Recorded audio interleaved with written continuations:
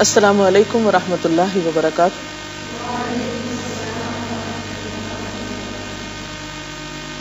نحمده ونصلي على رسوله الكريم، اما بعد فاعوذ باللہ من الشیطان الرجیم، بسم اللہ الرحمن الرحیم، رب اشرح لي صدری ويسر لي امری واحلل عقدۃ من لسانی یفقهوا قولی۔ الحمدللہ ہم رمضان المبارک کے آخری عشرے میں داخل ہو چکے ہیں۔ رمضان المبارک جس کے دن گنتی کے دن ہیں، ایام معدودات، 2 عشرے، عشرے رحمت اور مغفرت گزر چکا، تیسرا اور آخری عشرہ چند دن باقی ہیں۔ یہ عشرہ عذاب جہنم سے رہائی کا عشرہ بھی ہے۔ نبی اکرم صلی اللہ علیہ وسلم اس آخری عشرے میں عبادت کے لیے اور زیادہ محنت کیا کرتے تھے۔ حضرت عائشہ رضی اللہ تعالی عنہا روایت کرتی ہیں، کان رسول اللہ صلی اللہ علیہ وسلم یجتہد فی العشر الاواخر ما لا یجتہد فی غیرہ، کہ رسول اللہ صلی اللہ علیہ وسلم رمضان کے آخری عشرے میں باقی دنوں کی نسبت عبادت میں بہت زیادہ کوشش فرمایا کرتے تھے۔ اسی طرح ایک اور روایت میں آتا ہے، کان رسول اللہ صلی اللہ علیہ وسلم اذا دخل العشر شد مئزرہ واحیا لیلہ وایقظ اہلہ، متفق علیہ۔ حضرت عائشہ رضی اللہ تعالی عنہا فرماتی ہیں، جب رمضان کے آخری 10 دن شروع ہوتے تو نبی صلی اللہ علیہ وسلم عبادت کے لیے کمر بستہ ہو جاتے، راتوں کو جاگتے اور اپنے اہل و عیال کو بھی جگاتے۔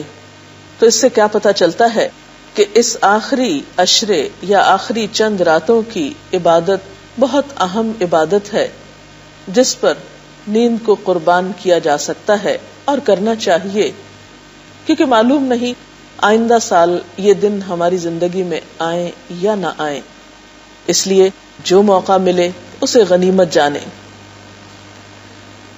اس آخری عشرے کی ایک اور خاص خوبی یہ ہے کہ اس میں لیلۃ القدر پائی جاتی ہے۔ لیلۃ القدر کیا چیز ہے؟ قدر والی رات، عظمت والی رات۔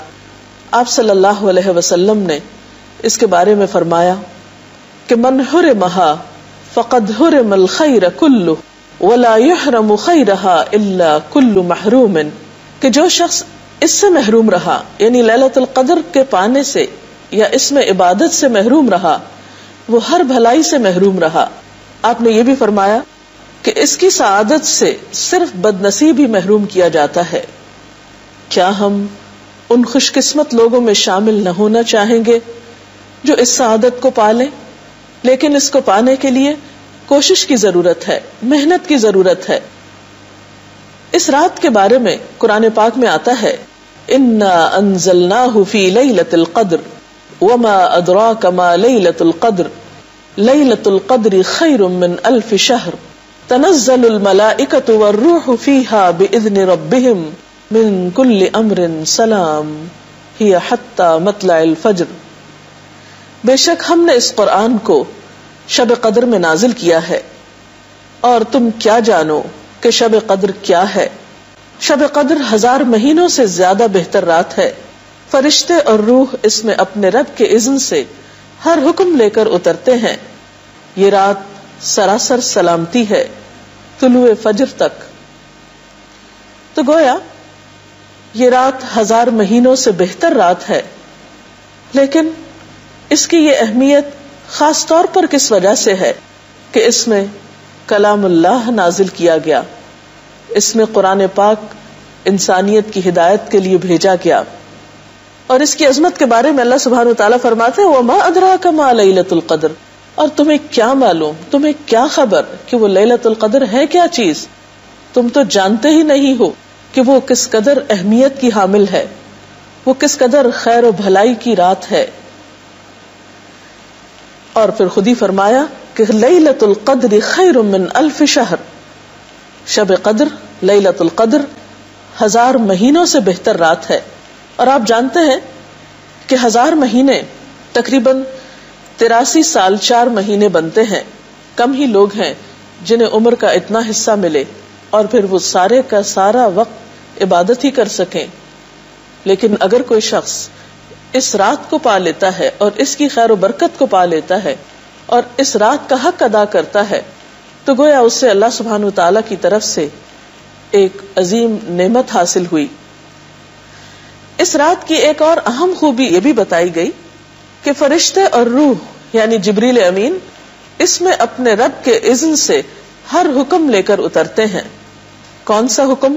سورۃ الدخان میں بھی اس کے بارے میں آتا ہے، حامیم والکتاب المبین انا انزلناہ فی لیلۃ مبارکۃ انا کنا منذرین فیہا یفرق کل امر حکیم امرا من عندنا انا کنا مرسلین. حامیم، قسم ہے اس کتاب مبین کی کہ ہم نے اسے ایک بڑی خیر و برکت والی رات میں نازل کیا، یعنی قرآن پاک کو، کیونکہ ہم لوگوں کو متنبہ کرنے کا ارادہ رکھتے تھے. یہ وہ رات تھی جس میں ہر معاملے کا حکیمانہ فیصلہ ہمارے حکم سے صادر کیا جاتا ہے. تو اس سے یہ بات پتہ چلتی ہے کہ اس رات میں فیصلے بھی کیے جاتے ہیں، کیونکہ قدر کا ایک معنی اندازہ کرنا اور فیصلہ کرنا بھی ہے. اسی لیے اس کو لیلۃ الحکم بھی کہا جاتا ہے. قدر کا معنی تنگی بھی کیا گیا ہے. کہتے ہیں کہ اس رات میں اتنے فرشتے اترتے ہیں، اتنی کثیر تعداد میں کہ زمین تنگ ہو جاتی ہے. اور قدر کا معنی قدر و قیمت بھی ہے کہ ان ساری صفات کی وجہ سے اللہ تعالیٰ کے ہاں اس رات کی بہت قدر و قیمت ہے. لیکن بندوں میں کم ہی ہیں جو اس کی قدر و قیمت کو پہچانے اور اس کی سعادت کو پانے کی کوشش کریں اور اس کے لیے محنت کریں. اب سوال یہ پیدا ہوتا ہے کہ وہ کون سی رات ہے جس کو ہم لیلۃ القدر سمجھ کر گزارے اور اس میں عبادت کریں. اس کے بارے میں ہمیں احادیث میں کوئی خاص تعین نہیں ملتا، کئی ایک اقوال ملتے ہیں. مثلا ایک روایت میں آتا ہے کہ ایک دفعہ آپ صلی اللہ علیہ وسلم باہر تشریف لائے تاکہ شب قدر کی اطلاع دیں، مگر 2 لوگوں کے درمیان جھگڑا ہو رہا تھا جس کی وجہ سے شب قدر کی تعین اٹھا لی گئی، یعنی ان کے جھگڑے کی وجہ سے وہ علم واپس لے لیا گیا. آپ صلی اللہ علیہ وسلم کا ارشاد ہے کہ تمہیں نماز، روزہ، صدقہ وغیرہ سب سے افضل چیز بتلاؤں؟ صحابہ کرام نے کہا کہ ضرور بتائیں. آپ نے فرمایا آپس کا جوڑ سب سے افضل ہے اور آپس کا توڑ اور لڑائی دین کو موڑ دینے والی ہے، کہ آپس کے جھگڑے کی وجہ سے اس اہم ترین رات کی تعین کے علم سے ہم محروم ہو گئے. آپ صلی اللہ علیہ وسلم نے فرمایا کہ آپس کا لڑائی جھگڑا کیا ہے؟ دین کو موڑنے والا ہے. جیسے استرے سے سر کے بال ایک دم صاف ہو جاتے ہیں، اسی طرح مسلمانوں کی آپس میں لڑائی جو ہے اس سے دین بھی ایک دم صاف ہو جاتا ہے. تو اس سے یہ بات بھی پتہ چلتی ہے کہ ہمیں اس مہینے میں خاص طور پر جو سبق سیکھنا چاہیے وہ باہم اتفاق اور اتحاد کا، کیونکہ روزہ کا سبق یہی ہے. جب تمام مسلمان پورے مہینے تک ہر روز مل کر روزہ رکھ سکتے ہیں تو وہ آپس میں ایک کیوں نہیں ہو سکتے؟ ان کے لڑائی جھگڑے ختم کیوں نہیں ہو سکتے؟ لیکن بات یہ ہے کہ ہم اس کی نیت تو کریں، ارادہ تو کریں. جیسا کہ گزشتہ حدیث میں آپ نے دیکھا کہ آپ صلی اللہ علیہ وسلم اس رات کے بارے میں بتانے کے لیے نکلے تھے، لیکن چونکہ 2 لوگ لڑ رہے تھے اس لیے آپ نہیں بتا سکے یا آپ نے نہیں بتایا. تو پھر اس کی کچھ علامات اور کچھ نشانیاں آپ نے بتائیں. آپ صلی اللہ علیہ وسلم نے فرمایا لیلۃ القدر کو تلاش کرو رمضان کی آخری 10 تاریخوں میں. اسی طرح حضرت عائشہ رضی اللہ تعالی عنہا سے روایت ہے کہ آپ صلی اللہ علیہ وسلم نے فرمایا رمضان کے آخری عشرے کی طاق راتوں میں لیلۃ القدر کو تلاش کرو. گویا 21ویں رات، 23ویں رات، 25ویں رات، 27ویں رات یا پھر 29ویں رات، ان میں سے ایک رات لیلۃ القدر ہو سکتی ہے. اگرچہ لیلۃ القدر کے بارے میں ہم نہیں جانتے کہ واقعی وہ کون سی رات ہے، اور آپ صلی اللہ علیہ وسلم نے ہمیں پن پوائنٹ کر کے نہیں بتایا کہ فلاں تاریخ کی رات. احادیث کی روشنی میں اس رات کی بھی اہم عبادت دراصل قیام اللیل ہے، یعنی کھڑے ہو کر